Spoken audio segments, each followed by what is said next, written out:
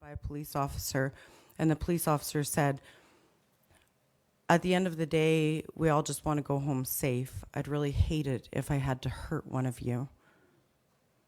And it was heartbreaking because that's where Cody lives. That's Molly's husband. They live out there and they can't go home. And Yinta is our home. And we can't go there and feel safe because we know of the excessive force that could be used if we try to. Thank you. Thank you very much. We're going to go to the phone now. So only if you're Molly Wickham, unmute your phone. Otherwise, everyone else on the phone, please stay muted so we can enjoy hearing from our next speaker, who is Molly Wickham Sleydo, Wetsuweten Gidimt'en Clan spokesperson. So Molly, we'll turn to you. And because of the large number of speakers we have today, we are going to try to keep the speakers to 5 minutes if possible. Thank you. Masai, Denise, Takaise, Skyse, Sai Sleydo, Sydney, Gidimt'en Hesley. This is Molly Wickham. My traditional name is Sleydo.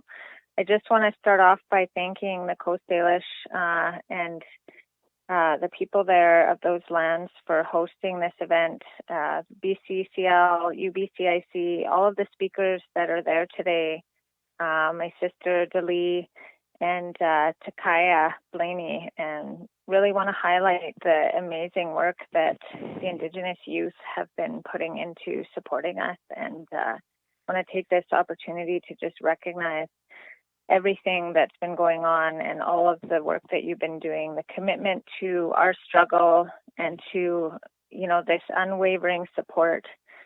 I just want to say that we see you and we appreciate you more than we could ever express in words. I just want to give you a brief update on what's going on here with the exclusion zone and the checkpoint. So we have been prevented from accessing our territory. Delee had mentioned and provided a backgrounder on what it was like, what it has been like in our territory with the RCMP presence. I've been prevented from accessing my civic residence for a period of time, criminalized as Wetsuweten, while non-Wetsuweten were allowed to access our territory freely. When they had the blockade, the RCMP blockade at 4 kilometer, while our territories were being invaded, all of our hereditary chiefs and all of our membership and all of our Wetsuweten people were prevented from accessing our territory. They were prevented from accessing our territory while our people had guns pointed at them, had sniper rifles pointed at them. And while non-Wetsuweten people and other residents of the area were allowed to freely go and access their homes, were freely allowed to go and access our territory, to go ice fishing, to harvest firewood, and to do whatever it was that they felt free to do on our lands.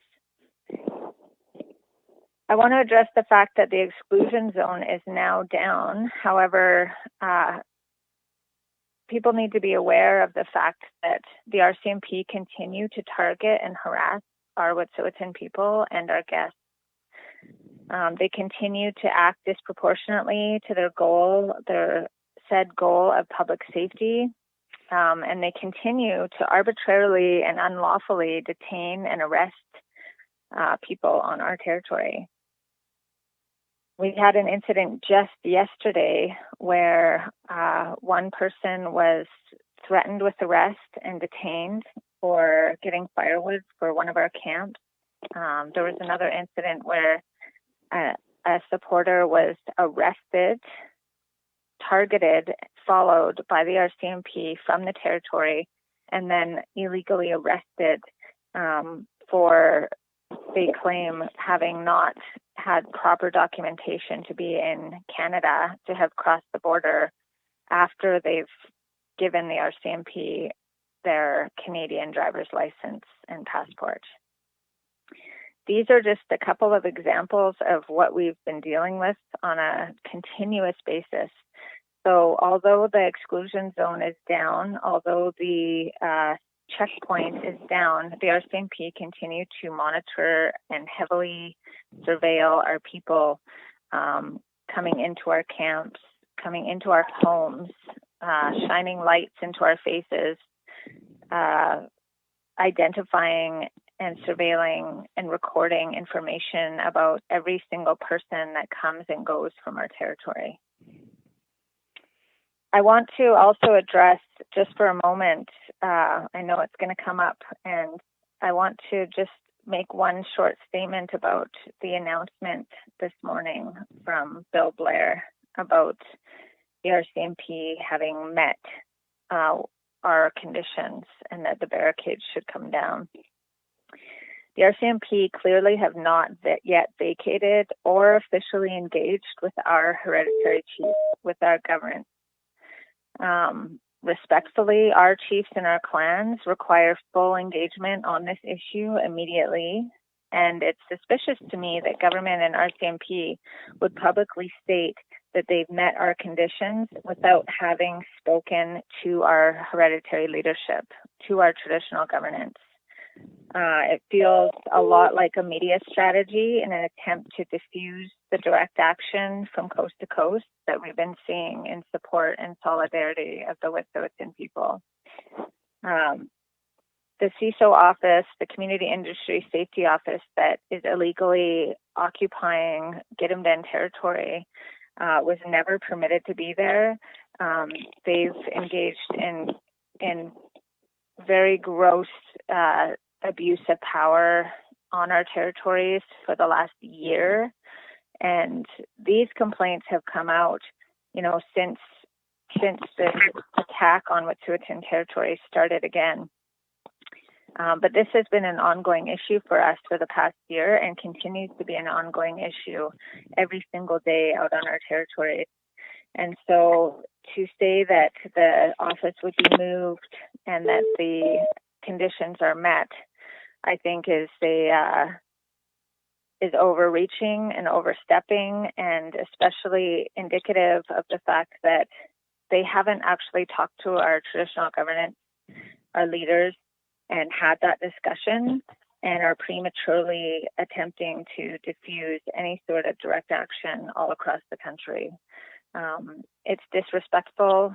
It's not the way that our government works. It's not the way that we have relationships with one another and with nation to nation. And I encourage, everybody to continue to support the Wetsuweten in all of the ways that they have been until this issue is addressed by our hereditary chiefs and our clan members. Awatsa,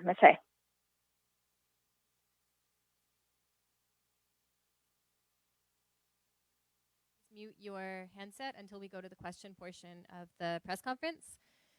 We'll go to Harsha Walia now, who's the Executive Director of the BC Civil Liberties Association.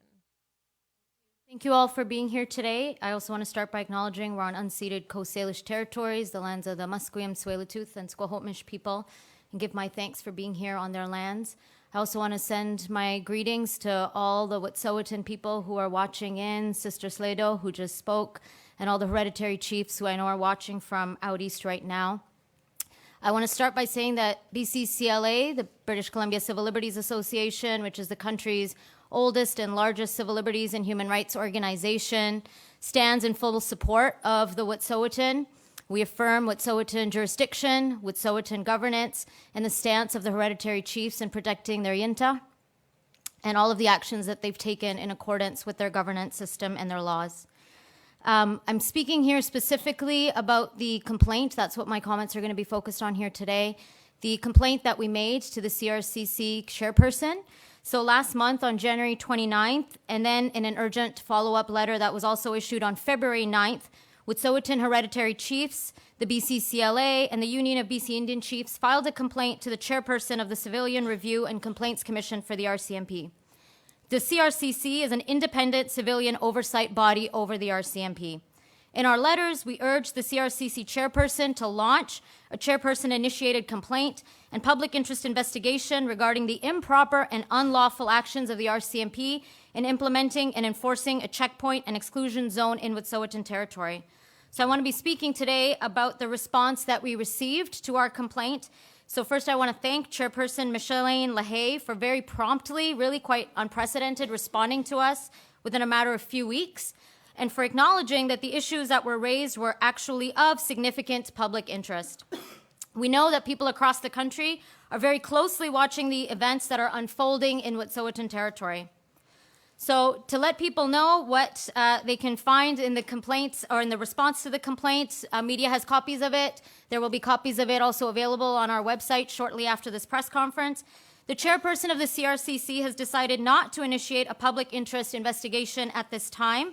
But I want to emphasize, not because it is not an issue of significant importance, but on the contrary, the chairperson does not want to delay the matter further by conducting an extensive process at this time, because these issues have already been raised with the RCMP.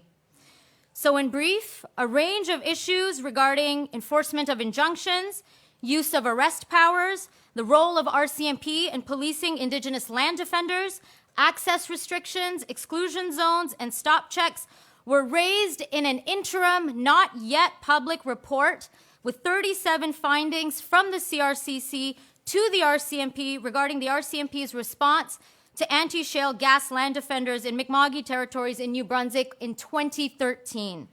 This interim report by the Commission is not public because the Commission is waiting for a response from the RCMP Commissioner, and this interim report has been sitting with the RCMP Commissioner since March 2019. So that has been 1 year that this interim report regarding Kent County, what's called the Kent County report, has been sitting with the RCMP Commissioner for 1 year with a number of key findings that have not yet been public, but the chairperson has now released a summary of these findings to us, given the significance of the issues raised and the similarities of the issues raised. So as I said, the letter will be public on our website, but I will say in brief what the Commission did find, and that the Commission that applies in our interpretation to what's happening in Wet'suweten territory. The Commission found there was no legal authority to require passengers to produce identification at stop checks. The Commission has found there is no legal authority for RCMP to conduct stop checks for the purposes of information gathering. The Commission has found that the concern for public safety that is stated is related to unconfirmed information that is not sufficient to justify an RCMP roadblock. The Commission has found that routine searches of vehicles and individuals conducted by RCMP were not authorized by law. The Commission has found that buffer zones or exclusion zones are only justifiable in specific limited circumstances and with the least interference to individual liberties. Anything outside of those bounds is legally impermissible. The Commission has found that certain arrests were made based on misinterpretations of the conditions of the injunction and that RCMP officers must have detailed and accurate interpretations of injunctions. The RCMP Act requires the RCMP to take action on the Commission's interim report findings. And again, this is in the Kent County matter.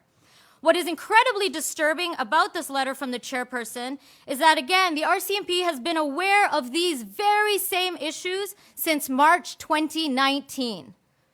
This was 1 full year ago. And of course, what happened was in 2013, so we're looking at 7 years. 7 years where people in Mi'kma'ki have been waiting for justice. And I should say that people in Mi'kma'ki do not actually have access to this report yet because it is not yet public. These summary findings were released to us on this matter. And the RCMP, we see, has continued to engage in the very similar pattern of unlawful policing operations in Wet'suweten territories. It is clear, given everything that the Wet'suweten people have said, and now we see that the RCMP Commissioner has alluded to in their letter that the RCMP has granted itself unlawful, discretionary, and unjustified powers to set up and expand an exclusion zone, to arrest people within the exclusion zone who are not actually in breach of the injunction, and they have unreasonably stopped and checked passengers and searched vehicles. There is absolutely no legal precedent nor established legal authority for such an overbroad policing power. Simply put, RCMP operations in Wet'suweten territories have been unlawful. We've also received information that the RCMP are continuing to stop check people, particularly at the 27-kilometer mark. Sleydo referred to some of this. Despite the fact that the exclusion zone has been lifted and the area is outside the injunction zone, the RCMP are still stopping passengers in vehicles and demanding identification and recording this information. In at least one instance, one person has been arrested. This was yesterday. This demonstrates an ongoing pattern of completely unjustified and unlawful authority. We would not tolerate police stopping and checking people in our own neighborhoods, searching our vehicles for 5 weeks, this is how long this has been going on, and denying us access to our homes as Wetsuweten people have been denied access to their yinta. We should not accept this happening on Wetsuweten lands. There has been much talk lately about the rule of law. I want to make clear here that the RCMP operations and RCMP blockades in Wet'suweten territory are an affront to the rule of law. This isn't a die-hard thriller. This is not a crime action movie. This is a really serious matter where Wet'suweten lives are at stake and Wet'suweten jurisdiction is at stake. It is completely unacceptable that the RCMP would engage in a pattern of targeted harassment and criminalization of Wet'suweten people and their invited guests on Wet'suweten lands, despite knowing that a number of similar police operations have been found by the CRCC in its interim report to be unlawful. They have known this again for 1 year. This constitutes a serious violation of Indigenous rights and jurisdiction, a severe deprivation of individual liberty interests, and an egregious impairment of charter-protected rights. And it is imperative that all people on these lands stand with the Wet'suweten when they say that the RCMP do not have the lawful jurisdiction to be on their territories. And as BCCLA, we stand with the Wet'suweten in affirming that the RCMP must immediately leave their territories. Thank you. Thank you very much, Harsha. We're next going to hear from Mary Ellen Turpel-Lafond, Akikwe, who's the director of UBC's Indian Residential School History and Dialogue Center, professor at UBC Allard School of Law, served as provincial court judge for 20 years, and additionally is the former representative for children and youth in British Columbia. So we'll go to Mary Ellen for comment. Good morning. I too would like to begin by recognizing and thanking the Musqueam, Squamish, and Tsleil-Waututh people for sharing their territory with us. And I'd like to thank the Union of BC Indian Chiefs for hosting this event, and I'm very pleased to be here. I bring to this issue perspective with respect to the fundamental human rights of First Nations people to live on their land, to defend their land rights, to have freedom of expression, and to have personal and physical safety and cultural safety. These are very significant issues. Certainly in my role as director of the Residential School History and Dialogue Center, where we work hard to bring to life the calls to action of the Truth and Reconciliation Commission. The history of the police engaging with First Nations people has a long and often very troubled history, including back to that time of residential school when the police were used to forcibly remove children from their families and in many instances charge and punish parents for standing up and trying to stop that. Issues respecting human rights of First Nations people in Canada are issues of utmost national importance. And I'm pleased to be here today because I think the letter that has come back with respect to these complaints from the Commissioner of the Police Oversight Commission is actually a shocking letter. It's troubling on a number of fronts. Issues today of policing of First Nations people who are standing up to insist that their rights are being addressed. The policing of First Nations and others has to be looked at very carefully. Hence, it is shocking that the Police Complaints Commissioner has written a 9-page letter in response. And in that 9-page letter, she points out that she has done a thorough investigation of the circumstance that started in 2013 in New Brunswick with the anti-shale gas stand that was taken by the Mi'kmaq and other people, and their complaints, including 21 individual complaints that they took. That's in 2013. Today is 2017. 7 years later, for the first time in this letter, the Commissioner has said, I want to inform you, the complainants, and the public of the issues that I have raised in this report on the anti-shale protest complaints. And to my knowledge, this is the first time publicly that the Commissioner has released this. And obviously, she has determined that it is unacceptable for the RCMP, to whom she submitted her report a year ago about these matters, to sit and not respond. She says she's heard nothing back from them. She's addressed in the letter today, the 8-page letter, fundamental issues around how police need to conduct themselves. And some of them have already been outlined, but I want to emphasize a few of them. As was said earlier, routine searches of vehicles and individuals entering what are called protest camps or land defender sites were not authorized by law. Injunctions that are obtained by courts in Canada have restrictions and limits. They're not unlimited. RCMP must only respond according to law and follow the rule of law, something we've bandied about quite a bit recently, without precision.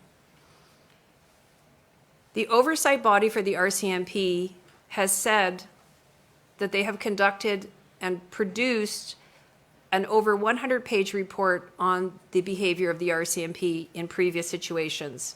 And she has said this is directly applicable to the situation here. And perhaps imminently across Canada, there will be efforts to dismantle or take down other instances where there are First Nations people standing up to defend their rights or standing up in alliance with the Wetsuweten people.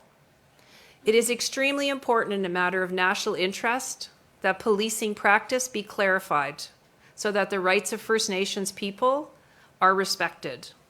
The indication we have from the letter that has been released is that there are issues of national importance that are not being addressed by the RCMP. It is not acceptable that the RCMP for more than a year not respond to a report of this magnitude. It is also not acceptable, given the history of Crown relationships with First Nations and police relationship with First Nations, that if a First Nations person is to take a complaint about their treatment by the police, as has been done here, that they wait 7 or 8 years for a response. If you wait 7 or 8 years for a response to a complaint and the commission finds that in fact your rights were violated, that it was an illegal search, it was an excessive police act, is it a meaningful thing to find that out 7 years later? It is not meaningful. It is not timely. It is not appropriate.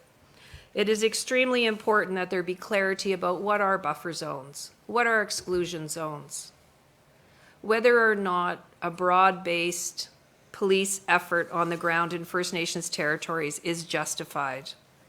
And the Commissioner has said very clearly that instances where they're blocking public access to roadways, hindering the media's access to those places, that those are not reasonable, and that steps have to be reasonable. And as the Commissioner says in her letter, there are limits in a free and democratic society on what the police can do with everyone, but there are special circumstances for First Nations people, and that requires clarity. I would just like to say and add my voice to the concerns here today that the Commissioner has articulated recommendations. She identifies that she has produced a report that has multiple recommendations for improvement with respect to the conduct of the police with First Nations. She made in the previous report 37 findings and 12 recommendations. When these recommendations are made, and she says clearly in her letter that these include fundamental issues like how RCMP policies are constructed, what kind of procedures they use, what kind of training they have. If we've waited 7 years and have had no insight into that, it's a deep concern. And although I'm speaking today about this issue for the RCMP, which as we know has the policing contract entered into by the government of British Columbia for this province, the comments of the Commissioner and what is in the report, which in fact we haven't seen, although she's alluded to here, the details of that are of pressing importance for municipal police forces, for provincial police forces, and for RCMP everywhere. They're also of pressing importance for people like the Mohawk peacekeepers who may be called upon to dismantle a blockade. These are very significant national issues, and while the commissioner has said she doesn't feel at this point that she needs to trod that ground again, the fact is, as the public and as those who are concerned about the human rights of First Nations people, the fact that we have not seen that report, we do not know if there's RCMP learning from the report, and we've not seen the RCMP response, is a very significant issue. And in terms of the safety of First Nations people and their human rights throughout Canada, including in Wetsuweten territory, these are massively important issues, and they need clarity, and they are urgent issues in British Columbia, and they are urgent issues in Canada. Thank you. Thank you, Mary Ellen. Our next speaker is Takaya Blaney, who's here with Indigenous Youth for Wetsuweten. Takaya?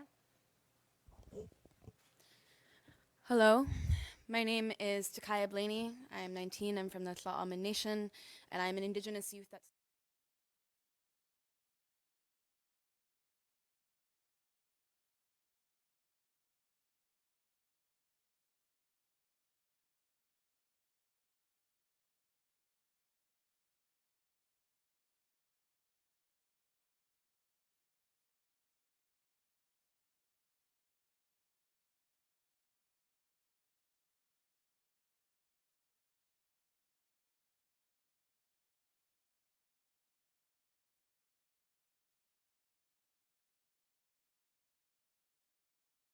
and all levels of settler governance to betray that legacy and to move forward in good faith in negotiations with the Wet'suwet'en hereditary leadership to dignify their leadership by being accountable to the demands that they have set out, because good faith negotiations cannot come under the conditions of a military occupation.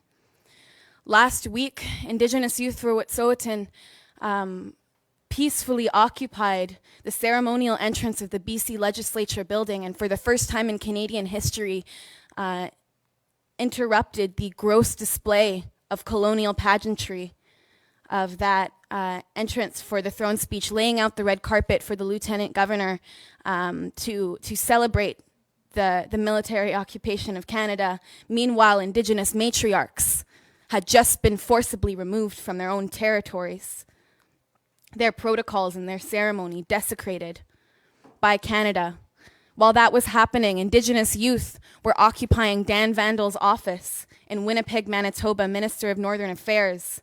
And for the 2 weeks prior to that, there had been occupations by Indigenous youth of ministry offices across the country.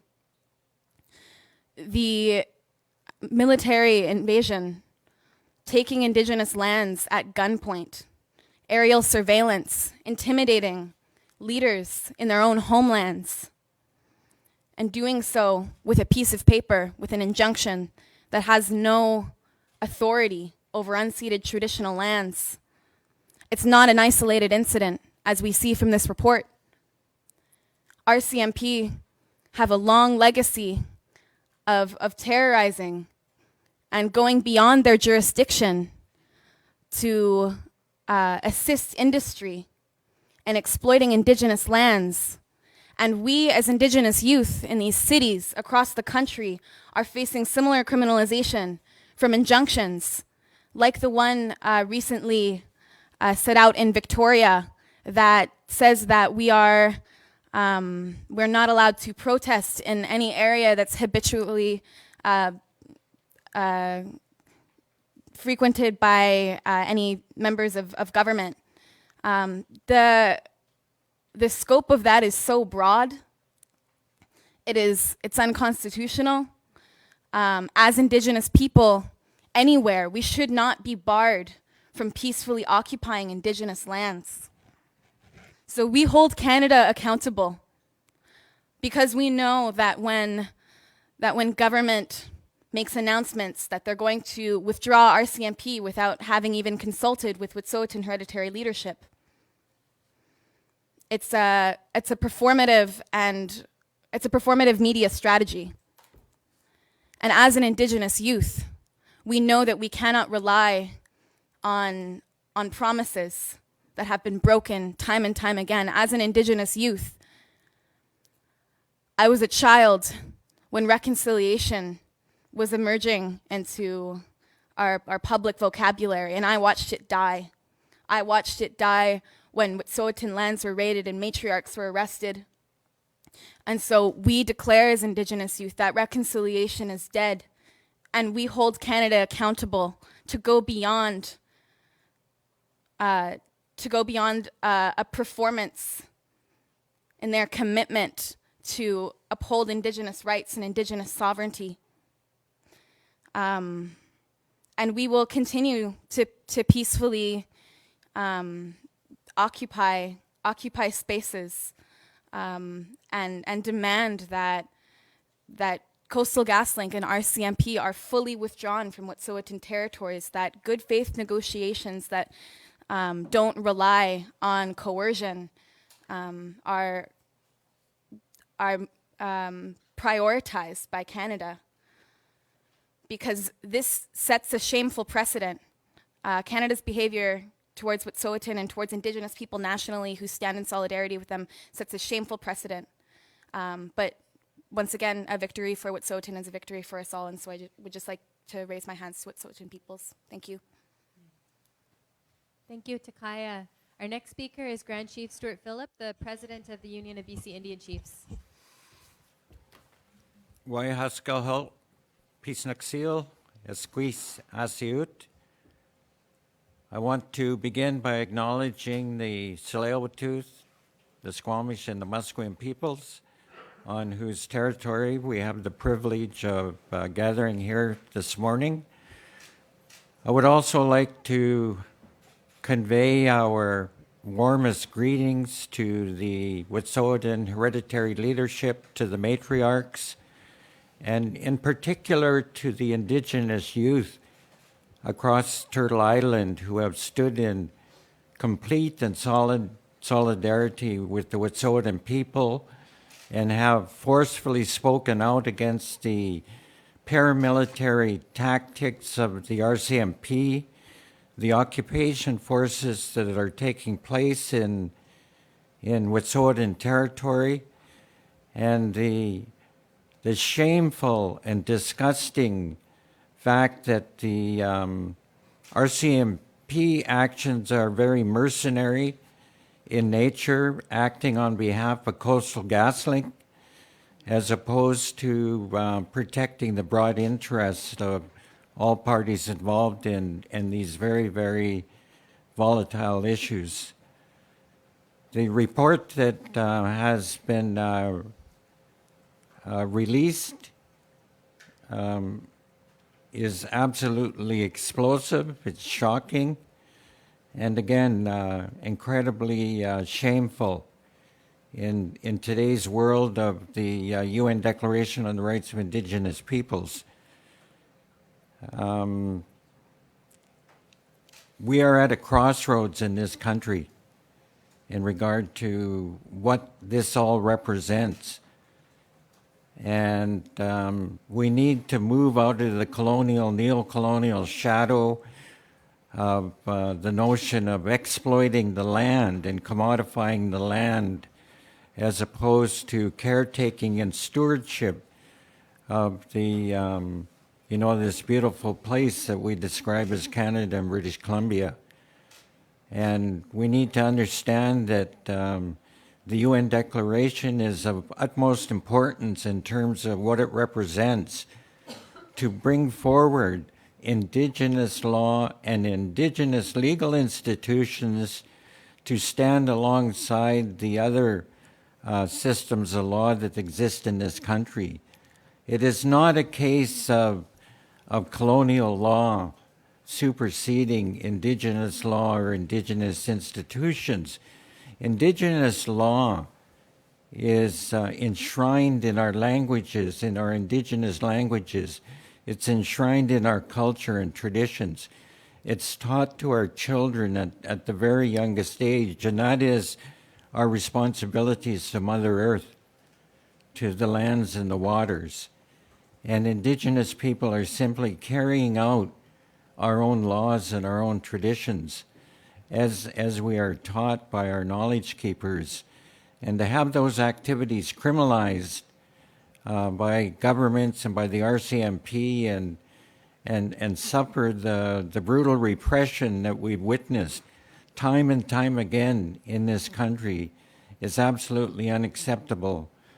I want to hold my hands up to the Indigenous youth across this country, and I speak of all youth who have so courageously stood on principle and have expressed their total rejection of what has been going on for too long, that represents the legacy of the colonial, neo-colonial foundations of this country.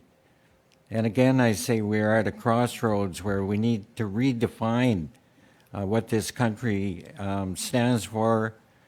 And I would like to remind all of us that we're on the doorstep of the TMX issue, which will be equally volatile and explosive as the Coastal GasLink pipeline. And, we haven't seen any type of leadership emanating from Ottawa with respect to Trudeau and his international gallivanting around the globe, ironically seeking a place on the UN Security Council.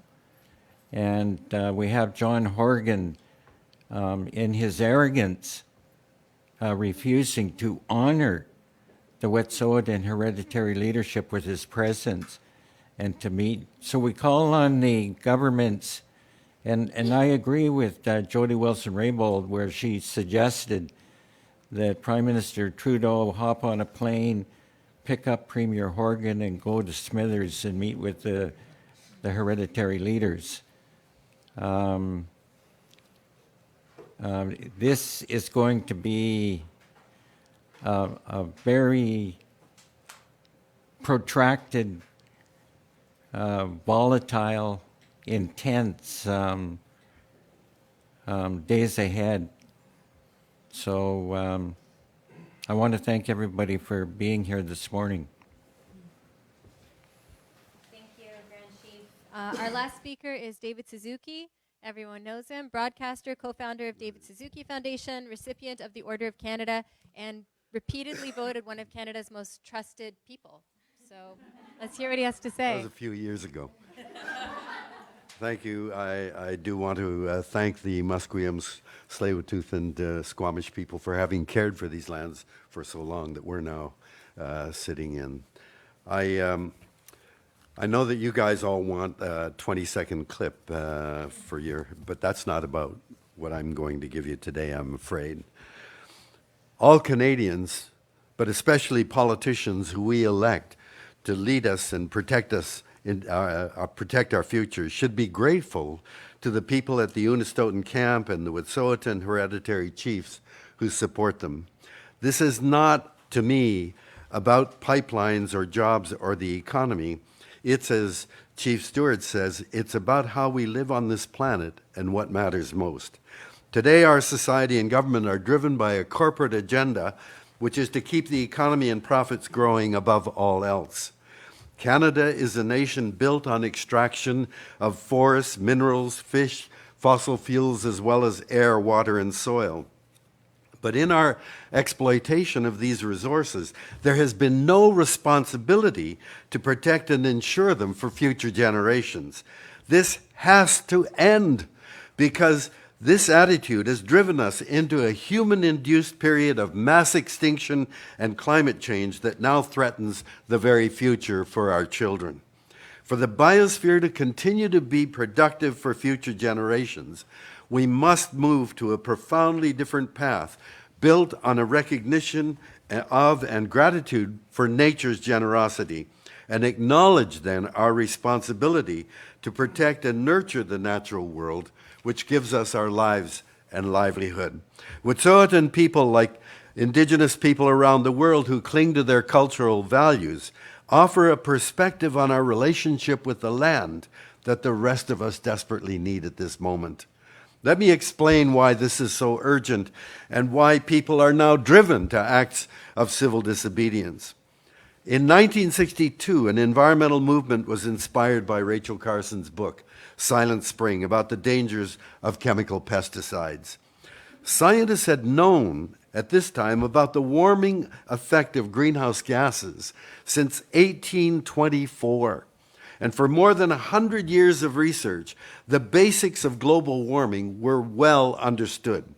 That's why in 1965, Frank Icard, the president of the American Petroleum Institute, which is the American counterpart to CAP, stated, and I quote, "There is still time to save the world's people from the catastrophic consequence of pollution, but time is running out.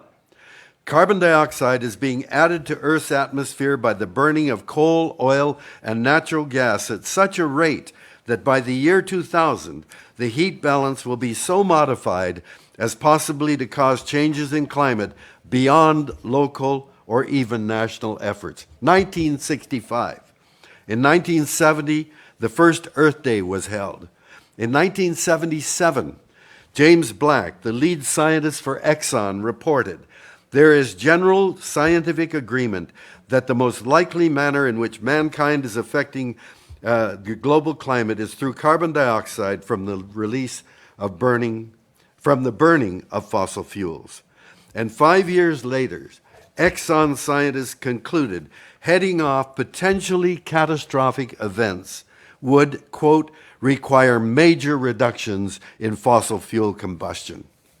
In 1987, the United Nations-sponsored Brundtland Commission report was published as Our Common Future, in which it stated that Indigenous people, quote, "are the repositories of vast accumulations of traditional knowledge and experience. Their disappearance is a loss for the larger society, which could learn a great deal from their traditional skills in sustainably managing very complex ecological systems." In 1988, a major conference on climate was held in Toronto, attended by scientists and delegates from 46 countries, including 26 state ministers. It was opened by Prime Minister Brian Mulroney, followed by the Prime Minister of Norway, Gro Harlem Brundtland, and then climatologist James Hansen, who stated that he was 99% sure the heat wave in North America that year was caused by human use of fossil fuels. The press release at the end of the conference stated, and I quote, "Humanity is conducting an unintended, uncontrolled, globally pervasive experiment whose ultimate consequences could be second only to global nuclear war," and called for a 20% reduction in greenhouse gas emissions in 15 years. If that target had been adopted and achieved, we would have saved billions of dollars while avoiding today's climate crisis. In 1992, 1,600 senior scientists from 71 countries, including more than half of all Nobel Prize winners, signed the World Scientist Warning to Humanity, which stated, quote, "Human beings and the natural world are on a collision course. Human activities inflict harsh and often irreversible damage on the environment and on critical resources. If not checked, many of our current practices put at serious risk the future we wish for human society and the plant and animal kingdoms. Fundamental changes are urgent if we are to avoid the collision our present course will bring about." End of quote. It then went on to list the areas of collision, beginning with the atmosphere and ending with species extinction, and concluded, again, quote, "No more than one or a few decades remain before the chance to avert the threats we now confront will be lost. A great change in our stewardship of the earth and life on it is required." 25 years later, in 2017, more than 16,000 scientists signed a second warning to humanity, even more alarming and urgent than the first. In 1992, at the Earth Summit in Rio, delegates adopted a goal of stabilizing 1990 levels of emissions by 2000, which Canada signed, yet did nothing to achieve it. In 1997 at Kyoto, The industrialized countries that created the problem of climate change agreed to reduce greenhouse gas emissions by 5 to 6% below 1990 levels by 2010. In 2001, Prime Minister Jean Chrétien ratified the Kyoto Protocol. Then, newly elected Prime Minister Stephen Harper changed the baseline from 1990 to 2005, and then pulled Canada out of Kyoto altogether in 2006, making Canada the only country to back out of the agreement. By 1998, the American Petroleum Institute's position had changed to, quote, "It's not known for sure whether A, climate change is actually occurring, and B, if it is, whether humans really are responsible for it." In 2015, Justin Trudeau was elected Prime Minister, announced Canada is back, attended the Paris conference, and signed the pledge to keep temperature rising by more than 1.5 to 2 degrees above pre-industrial levels. And now we had with that a carbon budget. That is, we know if we're going to keep the limit to that temperature rise, how much carbon we can add to the atmosphere. Yet in 2018, Trudeau bought the Kinder Morgan pipeline to transfer diluted bitumen, a corrosive mix from the tar sands of Alberta, to Vancouver's port. In October 2018, an IPCC special report concluded a rise of more than 1.5 degrees beyond pre-industrial temperatures would be catastrophic and must be avoided by rapidly reducing emissions by 45% by 2030 and 100% by 2050. One day after the report was released, marijuana became legal in Canada and pushed everything else out of the media. In May 2019, a UN special report on biodiversity documented a mass extinction induced by humans that was putting 1 million species of plants and animals on the brink of vanishing. A day later, Harry and Meghan had a baby, and the only thing that went extinct was a report on extinction. The last parliamentary session declared Canada is in a state of climate emergency, yet the media do not reflect it. And this is why Greta Thunberg is saying, urgently demanding, listen to the scientists. And then I say, look to groups like those at the Wetsuweten camp for guidance into an uncertain future. The Wetsuweten camp did not spring up recently to block the pipeline. It was set up more than 5 years ago to revivify life on the land following traditional customs. And I was honored to visit it more than a year ago. The greatest impediment to finding solutions to issues of climate change and biodiversity loss is the mindset underlying the way we live and act. It's not the economy that gives us our lives. It is nature that provides clean air, water, soil, sunlight, and other living things. So we must assume the responsibility to protect and care for her. This is the context that I believe gives meaning to the Wetsuweten camp and all of those that are supporting that camp. I am here to pledge my support and to thank them and their hereditary leaders on behalf of all Canadians for standing firm so that all the rest of us can learn from them and apply the lessons we learn from them. Thank you. Thank you, David Suzuki. We'll now go to questions from the room first, and then we'll go to the phones for questions at that time. Just a reminder again to please keep your phones on mute unless we are asking for phone questions. So are there any questions in the room? I'll come over with the microphone if so. Yeah. Why talk quiet up? My name's Arnie Jack. I'm from the Shuswap Nation here, and I have a question for, in general, that would be, there's a lot of discussion about the legal, and in 1998, Herb George came to Williams Lake, and I asked him, how long, when is the Delgamuukw team going to go back to court? And he said it would take us a minimum of 2 years at that time to go back to court. And I think that we would have been 20 years into Delgamuukw 2, and there was a lot of 5 years talk about the DISC, the Delgamuukw Implementation Strategic Committee after 97, that I don't think went anywhere. It never got us back on the land, and I just wanted to know that if there's plans for Delgamuukw 2, would that stop the RCMP? Once a writ is filed, would that stop them and show that they need to leave the territory? Because they do need to leave the territory for any peace to come about in this situation. Thank you. Thank you. Is there anyone that would like to take that question? I'm not sure.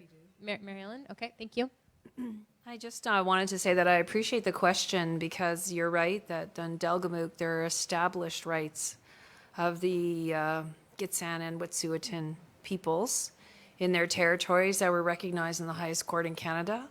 And that right includes something we call Aboriginal title, but also recognizing that they're a nation with their own laws, own practices, and own territories. And since that important watershed decision, there has been minimal progress to today.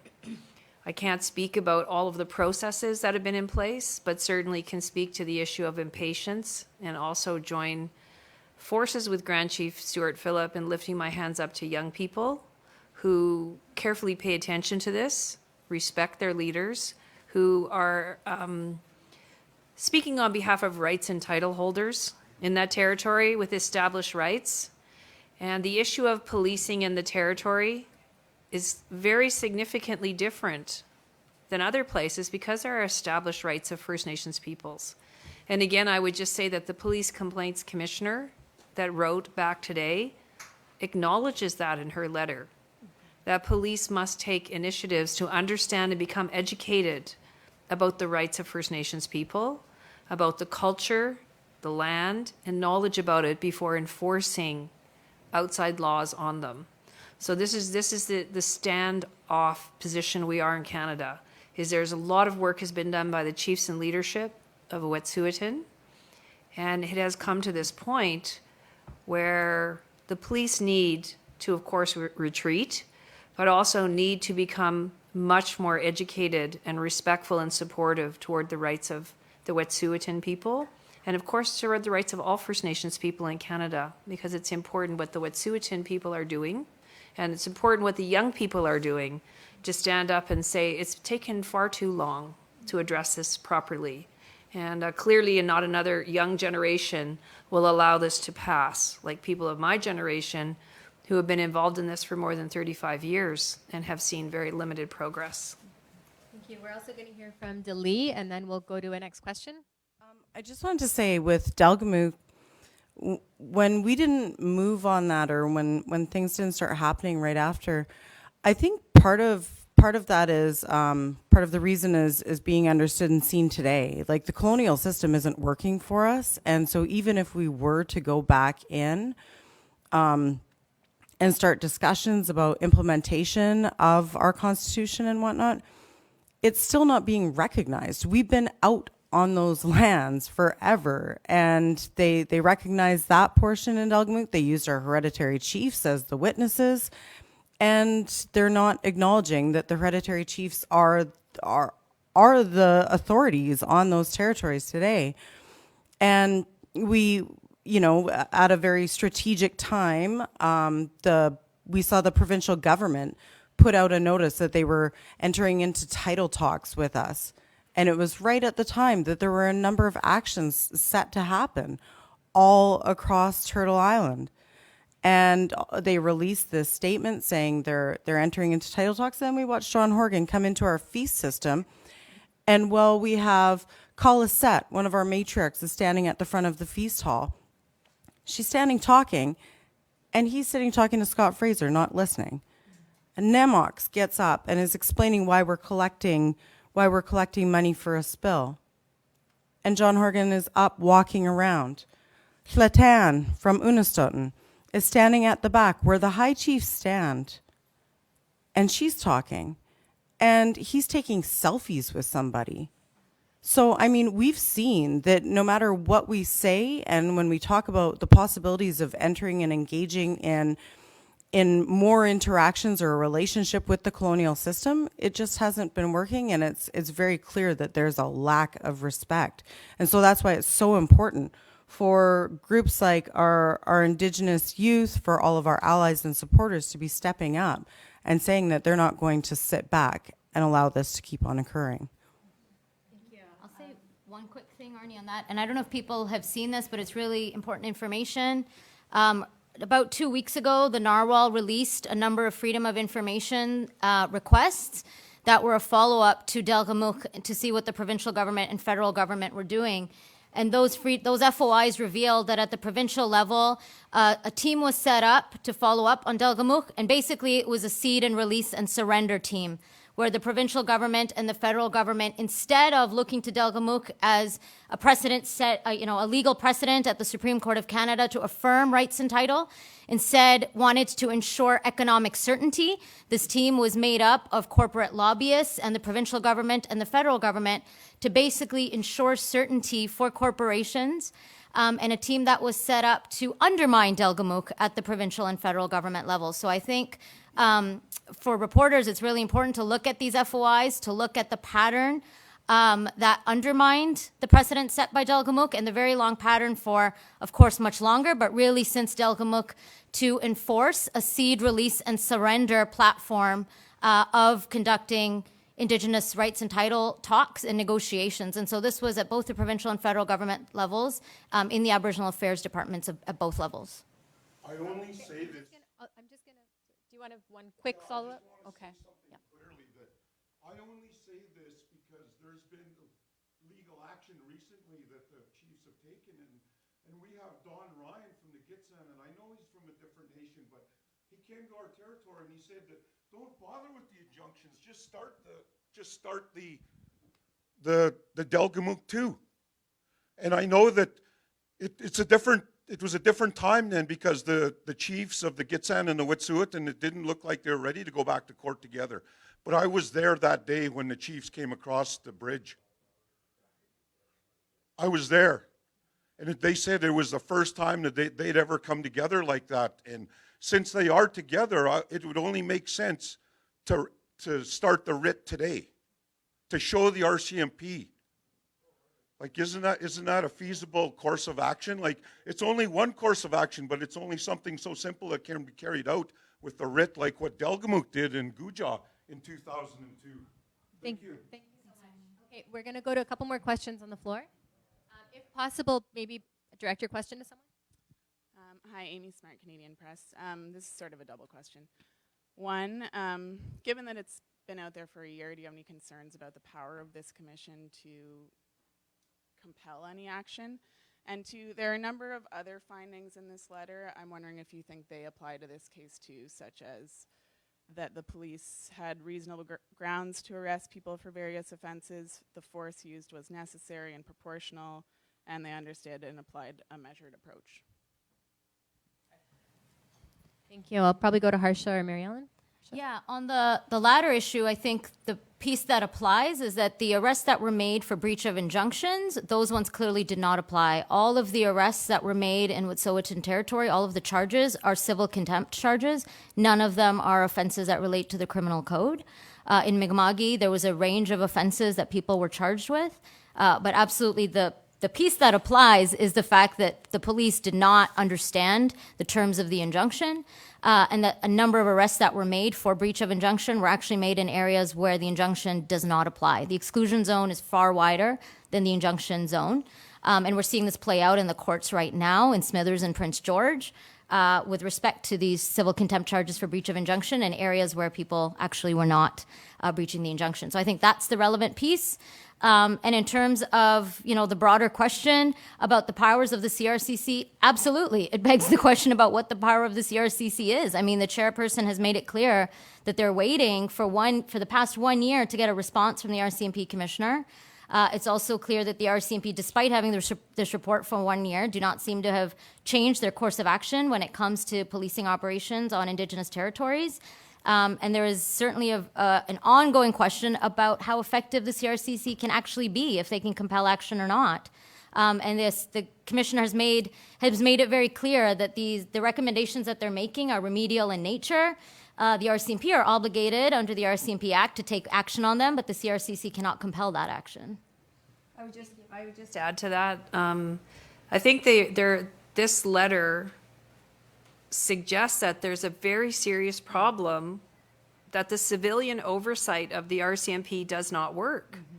If it takes more than a year and they don't respond to the oversight body, we don't even know what these recommendations are. I can't say to you today that, they said that there was unnecessary arrests because the police in the New Brunswick situation didn't interpret the injunction properly. Mm-hmm.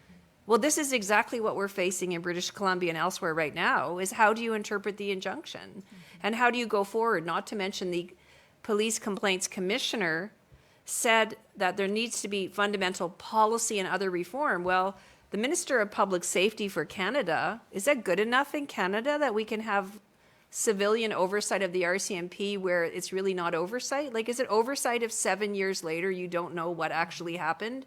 So we're sitting here today, am I to say to people, well, we'll find out what happened with the Wetsuweten people in 2007. Like, it's how long is it going to take for this to occur? Like, it's just completely, I can't respond to the substance. I mean, the commissioner is saying on some issues the police force was reasonable. That's a positive thing. We all want the police to behave reasonably. But what's more telling is she sent a 9-page letter to the complainants assembled here to say, I have very serious problems and it's in the public interest for me to tell you what I told the RCMP, yet they haven't responded to. So the national issue here is that Wet'suwet'en people have exposed a fundamental issue. The Missing and Murdered Indigenous Women and Girls Inquiry dove into this in depth and said there's a problem with civilian oversight. This is a systemic problem. So today the concern we have is we have no idea. I would like to see the 100-page report that they sent to the RCMP, not to mention those 20 plus people from New Brunswick who filed complaints. Maybe they would like to see the report from what happened in 2013. And, justice delayed is justice denied. And today we're talking about urgent issues of justice for First Nations people. In the policing side, it throws it up into the air. Canada's oversight of policing is clearly inadequate for First Nations. Even the commissioner is essentially saying to us, I'm impotent to deal with this. Help me get the RCMP to respond. That's a very sad statement about the state of policing. Thank you. I'll go to Melanie and then one more question, Ian, and then we'll go to the phone. We'll have two quick questions. One for Delee, just with your experience, your knowledge, your thoughts on the RCMP's announcement that they will leave your territory. And then Harsha, if you can just clarify afterwards, just what would the next step be with this complaint process, considering everything that you just talked about? Like, what else can you do with regards to that? But first, Delee, if you will. In regards to the announcement that they'll leave the territory? Yeah.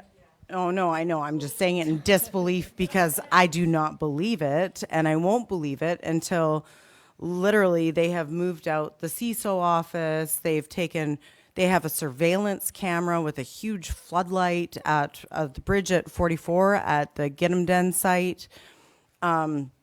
They're continuing to stop people not just out on the INTA and out on the territories, but in like municipal town limits. So it's incredibly hard to believe. Same with, it was just like last year when they said that they weren't coming in with extreme forces. We all saw what happened there, and they tried to stop media at that point. And it's incredibly, it's scary because they keep putting out this narrative that somehow they're just doing their job, or, we're these crazy protesters. My 72-year-old mother was out there last year. She was out there because I couldn't be out there because I have 2 small aneurysms in my head, and everybody said, no, you're an Indigenous woman with a shaved head and you have a strong presence. If something happens, the police will target you. And I know that that's true. So instead, my 72-year-old mother went out and stood in my place. And she said, I'm non-Indigenous. I'm a 72-year-old white woman. She said, if something happens to me, there's hell to pay. And that's an incredibly sad statement. And that was after they said that they weren't coming in with force. So we all know that I have to see it to believe it. I mean, right now, it is just a media strategy. Thank you. Harsha, to the second question. Yeah, I mean, I think the next steps are to be decided still between all the complainants. Of course, what the chairperson is suggesting is that this complaint go to the RCMP. There's very viable reasons that a number of complainants may decide that's not the route they want to go. But I think what's really important is the fact that this is coming to the public. This is not simply an issue of what the complainants will do within the process of the Complaints Commission or with respect to the RCMP. I think this is something that all Canadians need to be incredibly concerned about. This is something that Indigenous people have known for a very long time, that policing is a tool of colonization. This is something that Canadians need to understand, that also, in addition to that, policing operations of land defenders in Wet'suweten territory are unlawful. And that it is, this is something that as a public, we need to take up, because the powers to stop the RCMP are very minimal, short of people continuing to stand with the Wet'suweten in all the diverse ways that they've been doing so. Question from the floor. Okay. We'll do. I already had said to Ian. We'll do Ian and then Tina, and then we'll do one question from the phone, I think. Just a quick question to Ms. Nikal, actually. What's your sense? What's your response to the CRCC report? That's obviously the discussion here. I'm not sure we've heard. Like, what do you think about this document that's brought us here today? And I think that it's. Well, it feels like she's basically stating that it's an exercise in futility. And that it just reiterates that there's been a consistent criminalization of Indigenous people. And I don't even like saying the terms land defenders and water protectors, because it's Indigenous people occupying our own territories. You look at, Canahoos with the Squetmec and tiny house warriors. You look at Oka, people defending a tiny piece of land that had cultural and ceremonial significance, and they brought in the military. You look at Muskrat Falls, you look at Treaty Truck House, 3, elderly women that have been arrested. It's been ongoing. You look at Ipperwash, Dudley George being shot and killed, an unarmed youth being shot and killed. You look at our territories and Denzel, one of our Gidimt'en neighbors, having a sniper rifle pointed at him. So they've known for years and years that this has been an ongoing issue, and nothing's being done about it, and it feels like there's a real powerlessness to this whole system or this process. Thank you very much. We'll go to Tina for a question, and then we'll go to the phone after that. Thank you. I've heard of many Indigenous people, land defenders out there right now at many of the blockades, saying that this is, in a sense, fueling the racism that many Indigenous people face. An example of that is many of the mainstream media have stated that CN Rail is now laying off 450 workers because of these pipeline protests, but yet 3 months ago, they actually announced those same layoffs. So what would you like to say to Canadians at this point where they're basically relaying this to racism and fueling that whole story that many Indigenous people have faced over the years? Thank you. Are there any people left on the phone that wanted to ask a question? We probably have time for one question. Yes, I have a question. Okay, go for it. Yes, my name is Hélène Buzetti. I'm with the newspaper Le Devoir in Montreal. My question is directed to Molly Wickham. I don't know if she's still on the phone there. I just wanted to have an indication. The RCMP indicate that they're willing to get out of the Wet'suweten territory. So I wanted to know if you consider this to be enough to lift the blockades. And in the same vein, I know that the hereditary chiefs are on meeting with the Mohawks leadership. So I wanted to know what's the message that they are conveying. Is that to stop the blockades or to continue? And I have a follow-up after that. We might not have time for your follow-up, unfortunately. So if you wanted to just say everything now, we probably won't have time for follow-up. Oh, okay. So I just wanted to know if you will have time to meet with the ministers. They're trying to set up a meeting, but it seems to be difficult. So what's barring for a meeting? What's the problem? Thank you. Molly, and then if you could go on mute. And then Molly, if you're still on the line, are you able to, did you hear the question? Are you able to provide response? Otherwise, we can go here in the room probably. Yep. So the first question regarding the RCMP, we would have to see what the details of the offer are. Like I said this morning, they announced it publicly without talking to the hereditary chiefs. And so the hereditary chiefs need an opportunity to respond to what the details of the demands are. The demands have been very clear that the RCMP need to remove themselves from the territory, including the illegal detachment on Gidimt'en territory. And so that doesn't mean just move the detachment somewhere close by and continue on with the same harassment. That means remove themselves from our territory altogether, and without conditions. And so one of the indications was that if we allow CGL onto the territory, that the CISO office would be moved.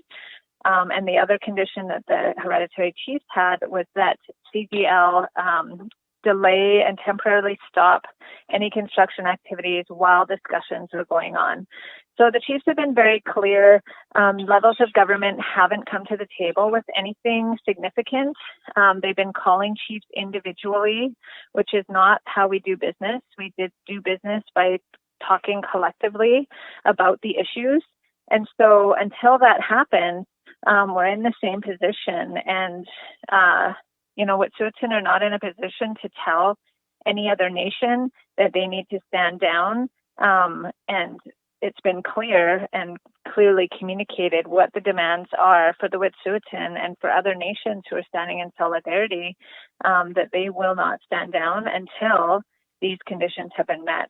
And so far, even with the announcement this morning, it doesn't seem like those conditions are being met. And it's up to the chiefs to respond to that directly. And how come there's no meeting? What's the holdup? The meeting that the hereditary leadership won't meet with the government until those conditions are met. They have not contacted, Bill Blair has not contacted the Wetsuweten hereditary chief to talk about the statement that he made this morning. Okay, thank you very much, Molly. Do we have one last question from the phone from a different caller at all? Okay, well then we will end the press conference. Thank you everyone for coming.